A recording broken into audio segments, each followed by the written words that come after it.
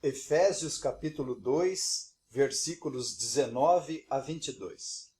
Assim já não sois estrangeiros e peregrinos, mas concidadãos dos santos e sois da família de Deus, edificados sobre o fundamento dos apóstolos e profetas, sendo ele mesmo, Cristo Jesus, a pedra angular, no qual todo edifício bem ajustado cresce para santuário dedicado ao Senhor, no qual também vós juntamente estáis sendo edificados para a habitação de Deus no Espírito. Senhor nosso Deus e nosso Pai, nós te rendemos graças pelo dom da vida eterna em Cristo Jesus.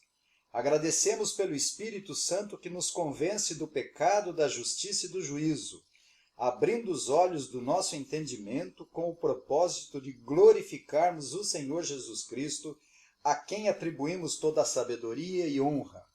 Abençoe esse trabalho, pelo poder do Espírito Santo, e que tudo concorra para o bem do seu povo e louvor do seu nome. Oramos agradecidos em nome de Jesus. Amém.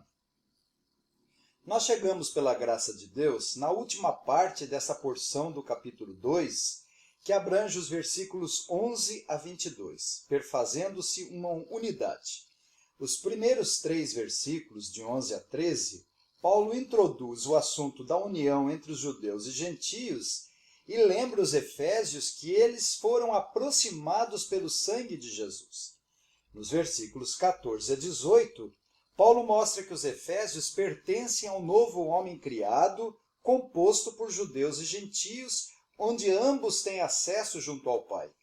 E nesse texto, Paulo continua desenvolvendo sua explanação, se utilizando de algumas metáforas para melhorar a compreensão acerca da natureza da igreja.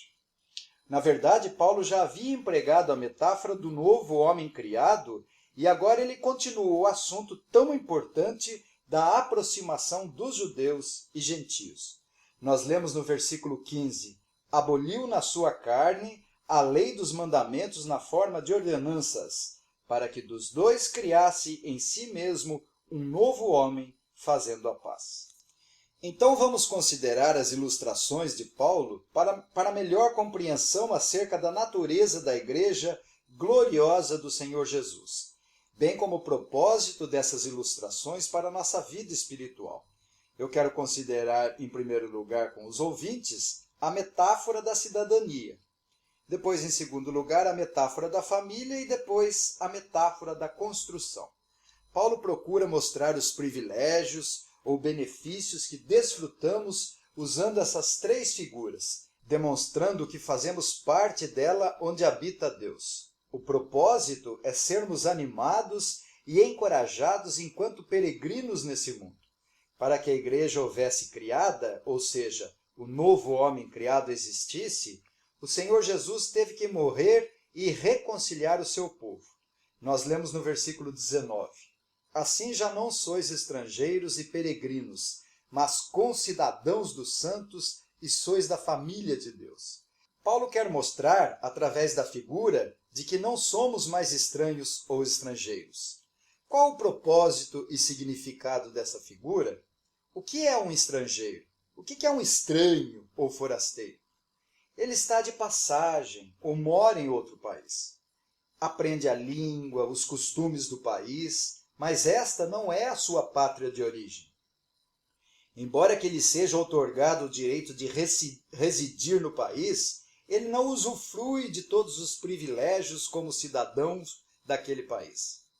Há muitas restrições para o estrangeiro e peregrino, pois ele tem que viver ali mediante um passaporte e não tem uma certidão de nascimento.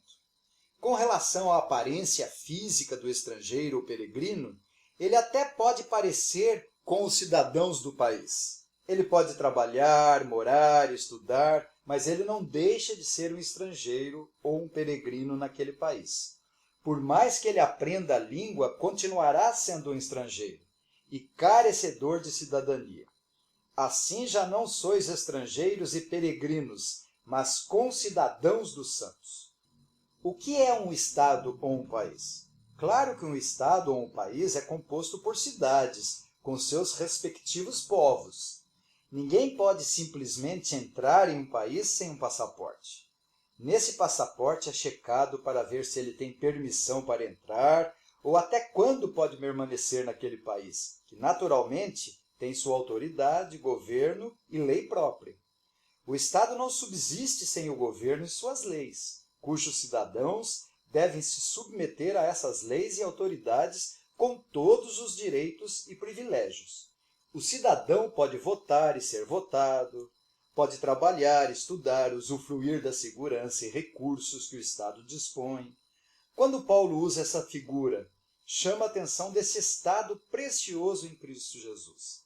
Assim já não sois estrangeiros e peregrinos, mas concidadãos dos santos. Não somos mais estrangeiros. A diferença aqui é de cristãos e não cristãos.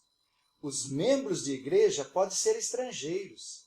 É sobre essas diferenças que Paulo chama a atenção para nos animar e nos encorajar.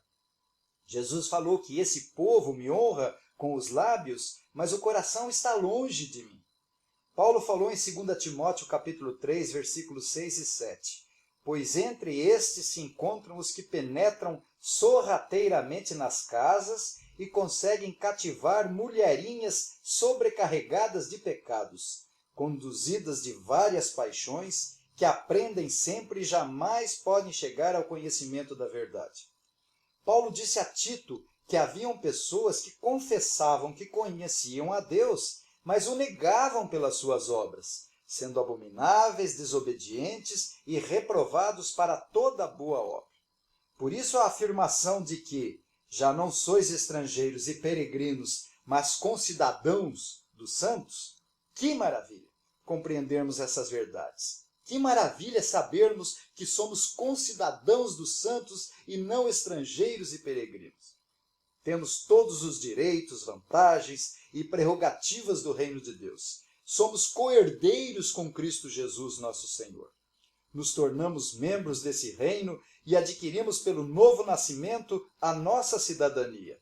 Desfrutamos de todos os privilégios e permissão especial com o propósito de sermos animados e encorajados na vida cristã. Mais ainda, Paulo usa outra figura da família de Deus. Assim já não sois estrangeiros e peregrinos, mas concidadãos dos santos e sois da família de Deus. Aqui há algumas diferenças interessantes, pois o Estado é mais impessoal e a família é bem pessoal. O Estado trata com as pessoas de forma geral, mas os membros da família são tratados particularmente. O Estado é mais distante e a família é mais próxima. A relação do Estado com seu povo é judicial e legal. Já a relação familiar é consanguínea. Assim já não sois estrangeiros e peregrinos, mas concidadãos dos santos e sois da família de Deus. O laço familiar é mais íntimo do que com o Estado. E Paulo quer ressaltar exatamente isso.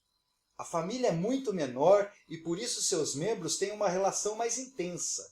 Essa é a relação que temos com o Pai em Cristo Jesus por intermédio do Espírito Santo. Não conhecemos muitos membros do Estado, só alguns, sendo a maioria deles apenas conhecidos. Mas na família, a proximidade e a intimidade são maiores e têm uma relação de sangue. Só os filhos conhecem a virtude, os defeitos, os problemas dos pais. E por mais que uma pessoa que não seja da família more junto com ela e tenha vínculo familiar, sempre será uma estranha, porque não tem uma relação de sangue. Isso nos ajuda a entender melhor os privilégios que uma família desfruta, os privilégios de acesso que têm os filhos com os pais. Os filhos fazem dos pais gato e sapato, porque são abusados. Ninguém tem acesso ao presidente da República, por exemplo, mas o filho tem. E se ele chega na hora da reunião importante, nem bate na porta. E o pai para tudo para atender o filho. E se não tiver ninguém na sua sala, então ambos deitam no tapete, se abraçam, rolam e brincam. Se a criança nasce pobre ou rica, ela desfruta do que tem. Da casa, do carro, da viagem, do dinheiro, dos recursos, da herança. Isso tudo lança a luz para entendermos melhor que somos membros da família de Deus. Seria muita coisa se Deus apenas nos perdoasse e nos livrasse do inferno.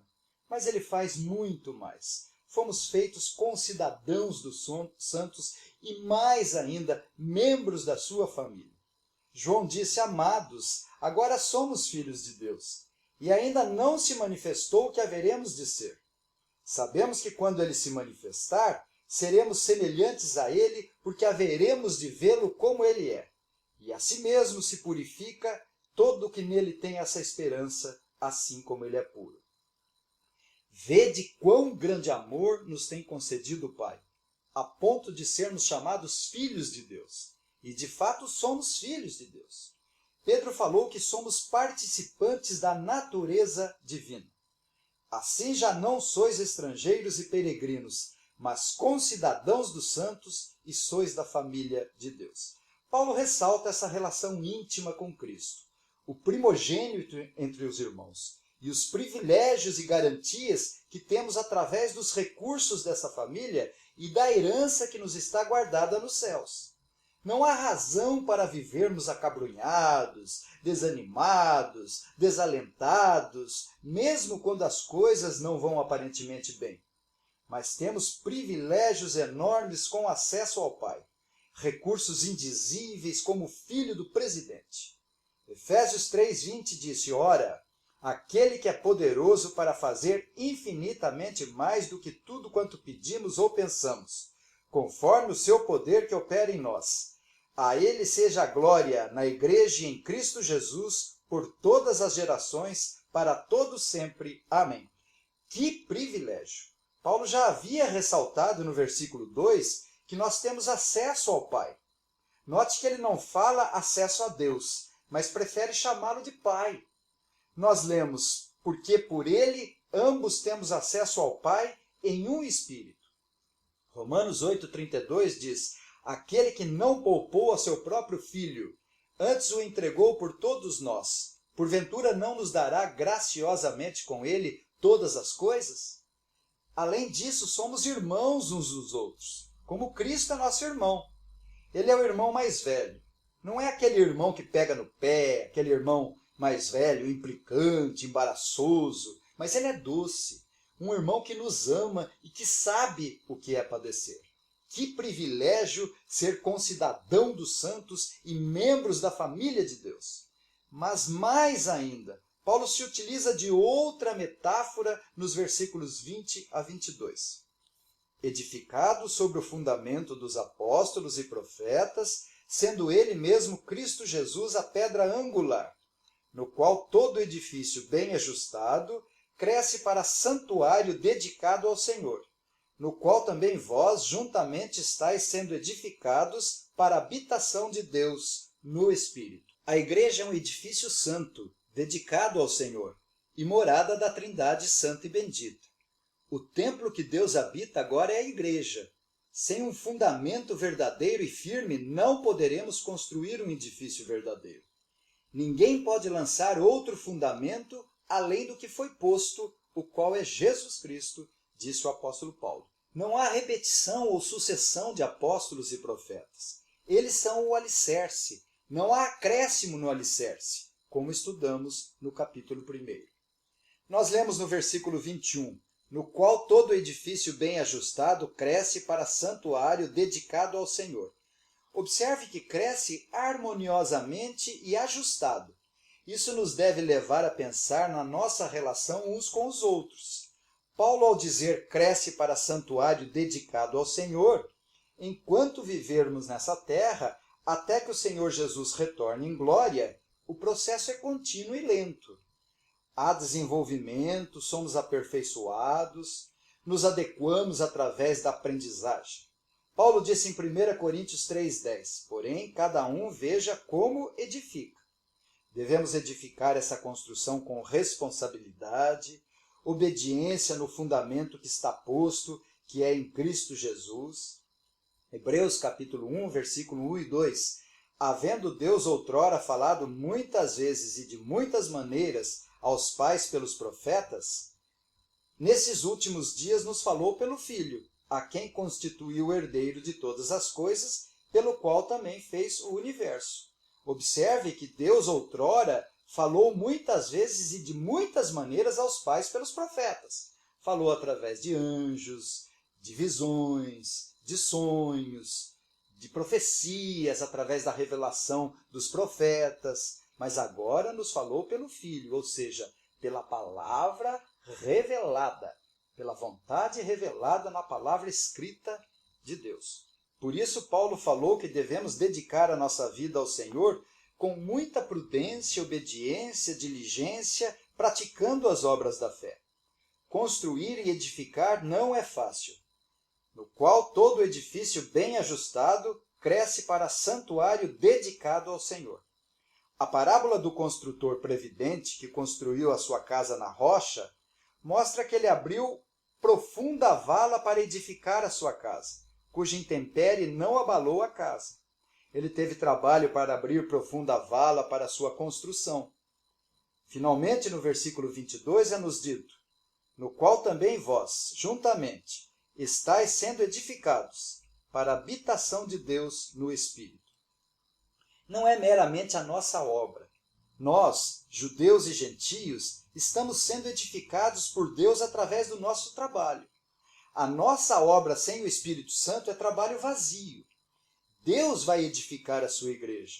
Nessa mesma carta, no capítulo 5, versículos 25 a 27, diz que Cristo amou a igreja e a si mesmo se entregou por ela, para que a santificasse, tendo-a purificado por meio da lavagem de água pela palavra, para apresentar a si mesmo igreja gloriosa, sem mácula, nem ruga, nem coisa semelhante, porém santa e sem defeito. Que obra maravilhosa que vem sido edificada até a plenitude dos judeus e dos gentios se completarem. Apenas para concluir, quero extrair daqui algumas lições para a nossa vida espiritual. A primeira lição é que o nosso presidente é o Rei dos Reis e não é qualquer presidente. Ele está acima de todos os monarcas e presidentes desse mundo. Entretanto, ele governa esse mundo e a história. Provérbios 21:1 diz: como ribeiros de água, assim é o coração do rei na mão do Senhor. Este, segundo o seu querer, o inclina.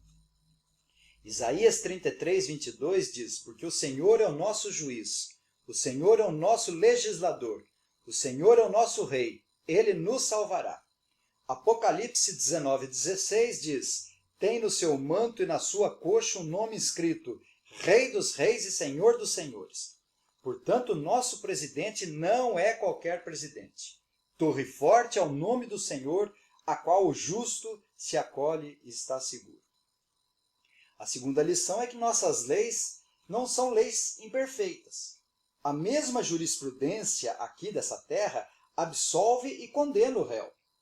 Todas as partes da palavra de Deus são inteiramente harmoniosas. A justiça do homem é trapo de imundícia, mas a nossa lei é perfeita, alegra o coração e ilumina os olhos. No Salmo 19, 7 e 8 diz: a lei do Senhor é perfeita e restaura a alma. O testemunho do Senhor é fiel e dá sabedoria aos simples. Os preceitos do Senhor são retos e alegram o coração. O mandamento do Senhor é puro e ilumina os olhos. São leis eternas, preciosas, que expressam a vontade de Deus, bom, generoso, santo, e não temos uma lei imperfeita dos países. Em terceiro lugar, somos um reino sem fronteira, ao contrário dos reinos daqui da terra ou de um estado que é limitado. Onde estiver um coração crente, estará o reino de Deus. Em qualquer lugar desse mundo estão nossos amados concidadãos dos santos. E em quarto lugar, o povo desse reino é santo, concidadãos dos santos, concidadão de Abraão e sua descendência. Não importa a condição cultural, privilégio social, cor, desfrutamos de todos os privilégios que só os predestinados para a adoção de filhos têm. Privilégios de serem redimidos, adotados, justificados, santificados. Bendito Deus e Pai de nosso Senhor Jesus Cristo, que nos tem abençoado com toda sorte de bênção espiritual nas regiões celestiais em Cristo.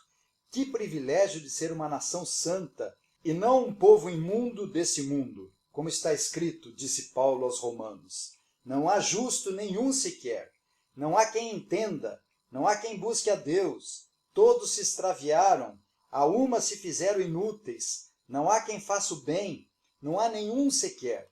A garganta deles é sepulcro aberto, com a língua urdem engano, veneno de víbora está nos seus lábios. A boca eles a têm cheia de maldição e de amargura. São os seus pés velozes para derramar sangue. Nos seus caminhos há destruição e miséria.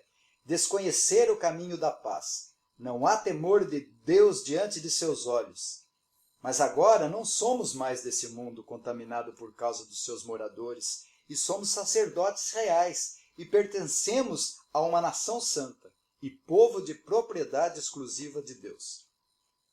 Gozamos dos recursos e poderes do Rei dos Reis e Senhor dos Senhores. Que privilégio sermos concidadãos dos santos. Não tem fronteira. Temos a proteção do reino de Deus e do Rei dos Reis. Minha é a vingança, diz o Senhor. Eu o retribuirei. Somos a menina do olho do Senhor. Jesus disse, e ninguém vai arrebatar as minhas ovelhas da minha mão.